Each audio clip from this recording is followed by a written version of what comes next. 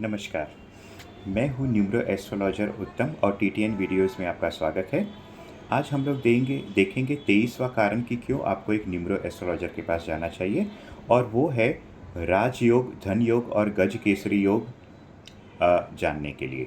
सबसे पहले तो मैं आपको बता दूं कि कई बार आपने ये शब्द सुने होंगे कि बहुत ही बड़ा कोई उद्योगपति है या बहुत ही धनी कोई इंसान है, तो कुंडली में देख के हमें कहते हैं कि भाई इसकी कुंडली में तो राजयोग है, इसकी कुंडली में तो धन योग है, इसकी कुंडली में तो गज केसरी योग है।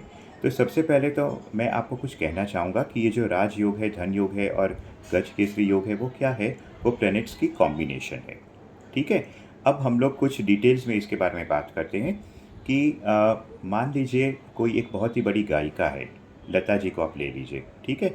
अब पिछले जन्म में लता जी ने बहुत मेहनत की होगी, संगीत में बहुत मेहनत की होगी उन्होंने।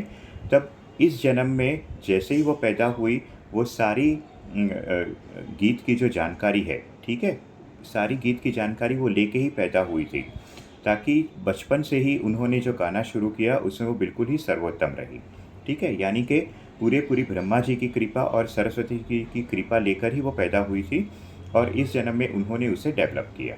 ठीक है।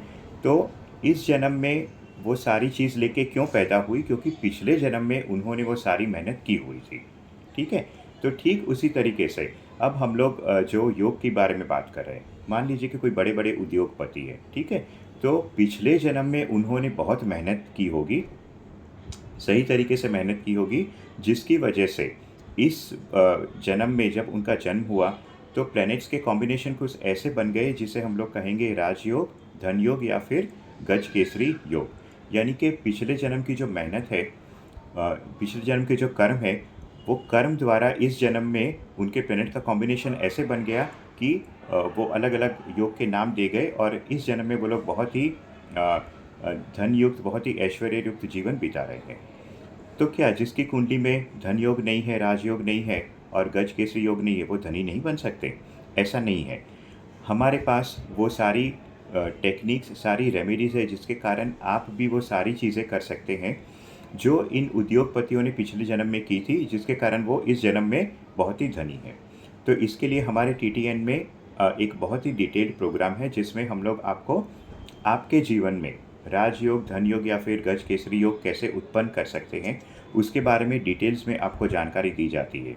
ठीक है। इसमें से एक छोटा उदाहरण मैं आपको दे रहा हूँ कि जब आप टीटीएन में कंसल्टेंसी के लिए आएंगे तो एक उसमें फैक्टर रहता है सेल्फ रिफ्लेक्शन। ठीक है।